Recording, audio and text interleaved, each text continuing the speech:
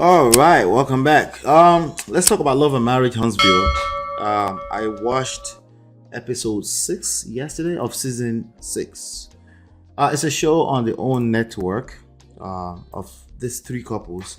I think they had it maybe one more other minor couple there. Basically living their life. It was supposed to be about real estate, marriage and real estate, but for the last 5 seasons, I think they probably had 2 scenes about real estate. So we've been covering it here, and I promise I will continue to extract the lessons out of the episodes here. And that's basically what I want to do today. And I'll keep it very, very short, and we'll keep it moving. The people you're looking at to the right hand side, the guy sitting in a purple, nice shirt, jacket over there with the wife behind him, yellow. That's Marshall and Letitia. The guy with the blue sitting right in front with his wife in pink. That would be Maurice and Kimmy. And the guy in the back in pink suit. That's Martel. We've talked about Martel in the past few days. So if you're new here, make sure you go watch those reviews. In fact, we did a whole live session over the weekend. That's his ex-wife in blue, all the way to the right next to me, right? So today's lesson that I'm extracting from this show, basically, there are 3 lessons that I wanted to extract from it, right? I can't play it because they're major network and they're very quick to flag these videos, even though I can fight and get it back, but I don't have time for that. I just want to bring the lessons, okay?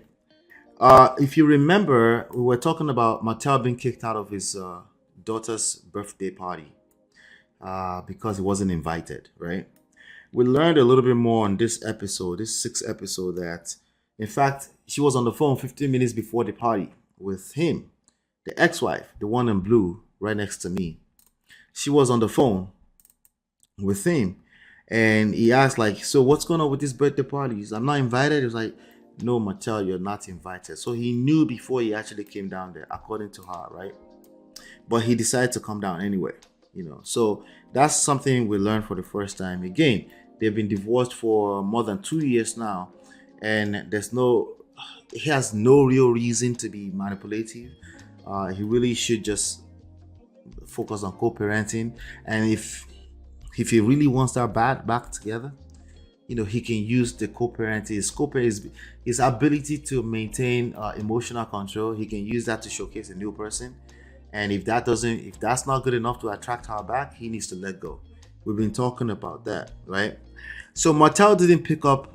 So remember in that scene, right? She kept saying, "You could pick up after the party."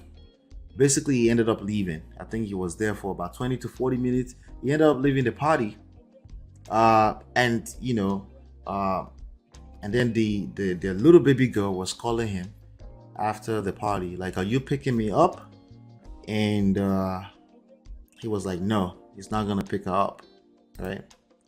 So what does that tell me?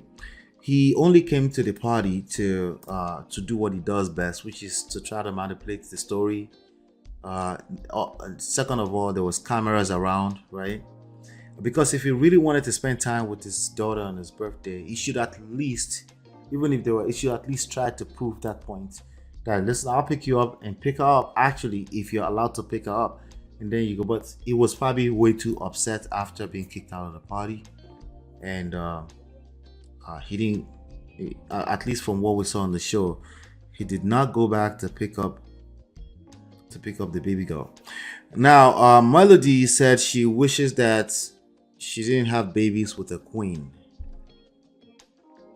That's Yeah, that's what happens if you don't know how to behave. You'll continue to attract more shame and insults, and even worse, uh, the attraction will continue to get killed and killed and killed and killed even more. Okay, so that's crazy. Yes, the dodo coconut head, exactly. So that's the first lesson. He basically proved that he wasn't really interested in spending time. He might be interested in spending time with his baby girl, but that wasn't the main motivation to go to that party. Is the point? I keep telling you, gentlemen, you need to learn this manipulation, controlling behavior thing. I understand. I've seen enough to know that a lot of you really don't realize you're doing it, but you are doing it, okay? A lot of it is coming from a very subconscious place, but I still have to categorize that under incompetence or incompetency, whichever one it is, right? But it's basically lack of competency, okay? You need to work on your skills at an emotional level. It's to me, well, if you master this whole emotional intelligence thing, especially remaining a student of it, right, is the easiest thing to attract a woman back. I know some women get triggered when I say that because they're fighting, they're empathizing with Melody. They don't want her to get back with him, right? But I'm just speaking in general basis, right? It's the easiest thing, especially if you've had four babies with her. Like you literally, if you understand this, you own her, literally. But you don't if you don't believe that, and you have to use manipulative and controlling tactics, right? There's another scene where there's a parenting scene with Kimi. Kimi is the lady in pink with the husband in blue, right?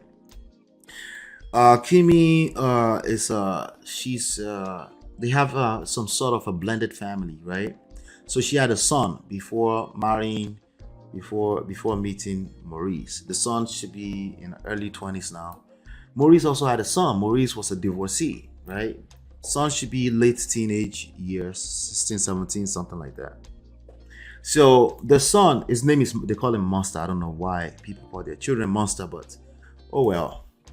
So he's not doing what he's supposed to do. And basically Kimi was saying he needed, she said she needed him to take over in enforcing the rules, right? And Maurice was trying to say, listen, you created these rules, you should be enforcing it.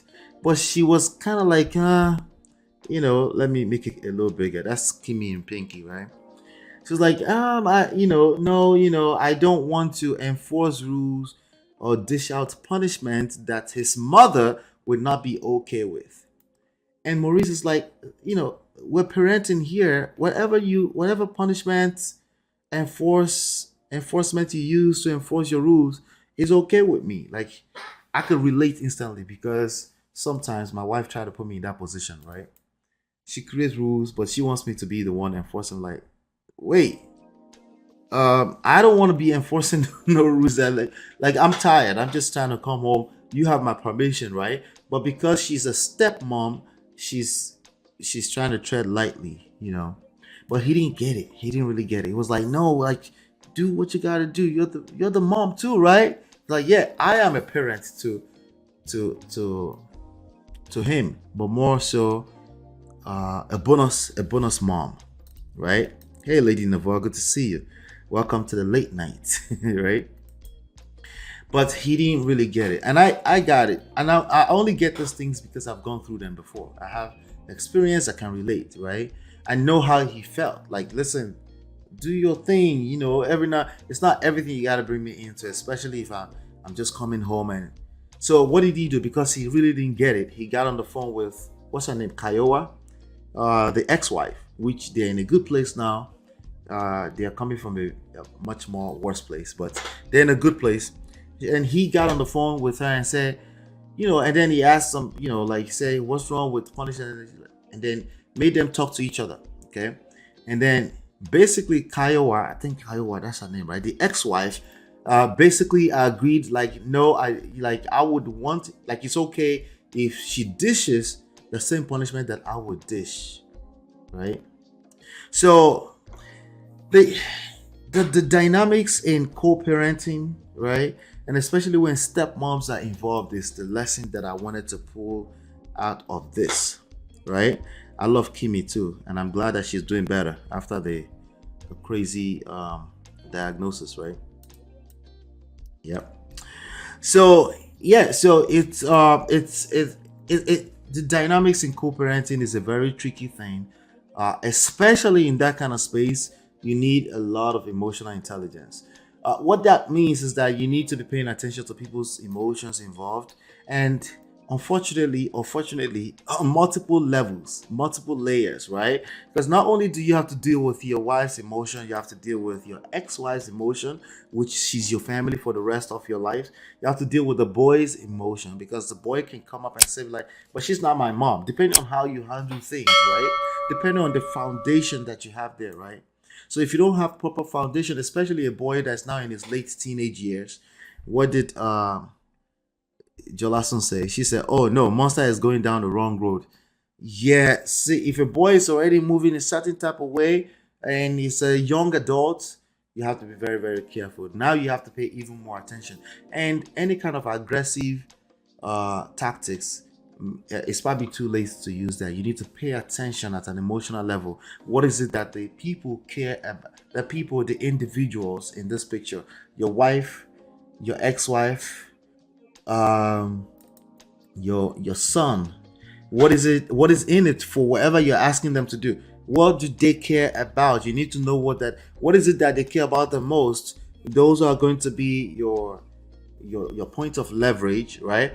But if you don't master your own emotions, all of this is useless, right? If you think you're just this logical robot that's moving around, you're not able to master other people's emotion. You're definitely not able to pay attention at the society level how these emotions play out, right? So what would I do in that situation, right? She doesn't want to punish. I would understand. I wouldn't try to force her to say, well, I'm a parent and she will do anything. That's not realistic. If she's a stepmom, it's not realistic to assume that she's able to just dish any punishment anyhow, right? Whichever one she's able to do, you encourage her, you tell her, but you also understand that a stepmom is a stepmom. It's a bonus mom, right? It's a beautiful thing when you're able to put it together, but even better when you pay attention to the underlying silent rules that you need to pay attention to. And I don't think he was paying attention at that point in time. So, and the ex-wife actually she confirmed that situation, like, no, I wouldn't want her to give a punishment I wouldn't give. What is that punishment she wouldn't give? You don't know until you just tell everybody to, like, take it easy, right? So I thought it was tricky, but it's usually will be tricky like that. Kimi has the most sense out of them all, in my opinion. She does come off that way. I agree, actually. If you're a step parent, step away from disciplining stepchildren. Your motive will always be misunderstood. Exactly. Shout out to you, Chance. Born Chance. That's exactly what I am trying to say. Right? You got to move very carefully with a lot of wisdom when we're dealing with step parent, stepchild relationship. I definitely would not be. I will be building relationships. I will stay away from the idea of disciplines, like the idea of discipline, because how everyone interprets that is all over the place. Some people think discipline has to be the rod. Some people think you have to yell, and some of us, we understand that, hey, it doesn't have to be. It could just be consequences. If you do this, you do this. If you do this, you also get a reward, right? But some people, it's just complete 1960 methods, which doesn't really work in 2023, right? So we don't know who is interpreting what or how they perceive it. So it's better that you kind of like move with a lot of wisdom there. I would definitely be careful with that. My ex-husband and I had a blended family. We had that talk in the beginning. We decided we could not touch each other's children. See, you gotta be careful with that. You gotta be careful. It's a very precarious thing for sure. Yes. The other lesson that I wanted to pull out of this particular episode, Maurice was having a conversation with Martel. Martel is, let me show you who they are. I want to show you the characters. Martel is the guy in pink, in the pink suit on the back, the one that's divorced now. Maurice is the beige color, blue suit guy, Kimi's husband, right? Sitting in front, right? By the way, Maurice and Marceau are blood brothers. Okay, Marcel's the one in purple, right? So they were having a conversation. He asked a very interesting question that I thought I would share. Maurice asked, where would he be if he had the opportunity that his son has, right? And I thought Martel gave a very, very cool answer. He said, he gave an interesting and said, you will probably be exactly where you are or worse. There's this assumption, and this is parenting issue too. Don't This assumpts. You gotta be careful. Remember, we're gonna talk about Brian a little bit here, right? Brian McKnight. Spoiling your children is irreversible. You can't reverse it. If you create bad damages from spoiling your children, you might not be able to reverse it. You gotta be careful with that. And it comes from statements like, well, I don't want my kids to go through things that I went through. Context matters, man. Context matters. Don't do that to yourself. Don't do that to your children. Okay? The context you were raised in is quite different from the context your children are being raised in. Okay? And I thought the answer was cool that Martel gave to Maurice. Like, you'll probably be exactly where you are, because where you are right now is all you. That's the best you can assume from that. Okay? Or worse. But to assume that you will be better off because your children have this opportunity, this crazy opportunity, or the reverse of it, right? Just pay attention to what's happening now, right? Understand how the human mind works.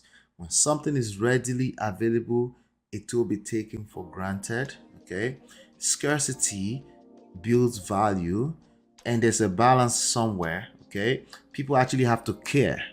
If they don't care, particularly at the feelings, emotion standpoint, including children, right? They don't care. They don't care, right? And you can't manipulate them into caring. You just have to be a good listener and listen to where they're coming from. Oftentimes, that's going to take a little bit more than just hearing words. You have to listen to their heart, right? So, how you were raised is irrelevant, is my point, right? Could you be better if you have better opportunities? Maybe, maybe not. You will never know. It's irrelevant, right? So if you have your children within the context of the lifestyle that you live, there should be rewards and there should be consequences for certain types of behavior, right? And it's even better when they're able to understand it's being some kind of rules, a conversation, where you're having a conversation, right? If they're past the age of 7, in my opinion, it's conversations. It's you're building a relationship with a person, another person. Oh yeah, but that's not really an adult. Look, I'm telling you, when they're past the age of 7, you need to be patient enough to have a conversation, listen to their heart, see where they're coming from, express yourself how you feel to them too. That would make them feel even more valid, right? This is what I'm going through. What do you think? Like, I'm trying to change this product. I bring my son here sometimes. I'm trying to change this product, go in this direction. What do you think? Well, what do you like? He's able to have that conversation with me, like that level, considering what I feel at 14, right? I can't imagine trying to raise my hands on my 14 or my 12 years old. It doesn't make any sense. In the name of they're still under 18, they go, look, it's stupid. This is why you translate the same behavior to adults. It's still you, right? So you don't even notice when you're doing it, right? Treat them like humans. They will always attract other people treating them that same way. They will treat you the same way too. It looks like that parenting theme is coming a lot today, right? Let's see here. That type of parenting comes from a place of fear, and that type of overcompensation is harmful for a child. Yeah. Don't worry about what you had when you were growing up or what you didn't have. It's irrelevant to their world. It's lazy. Okay? It's basically you trying to force, you're frustrated, so you're trying to force it. Trying to, like, you got to see the way I see. No, they don't see shit the way you see it. They don't see nothing. They see what they see now, and you better be paying attention. Okay? Yeah, I value my little humans' thoughts and feelings. You have to. And I think Maurice does, but there's some little nuanced things that will creep to the surface for all of us, right? Because we're raised differently. I say it too myself, but I check myself when I do say it. I might say things like, well, I didn't have that when I was little. It's irrelevant. Literally irrelevant. Okay? So yes, that's the third lesson I thought. If you got anything else from that episode that I missed, please feel free to share with me in the comments. I would love to know your thoughts about it, so we can keep talking about this. So marriage, relationships, power, parenting, It's the same issues. It's emotional intelligence, self-awareness, okay, self-intelligence, power intelligence, social intelligence, emotional intelligence. Okay. All right. I'll be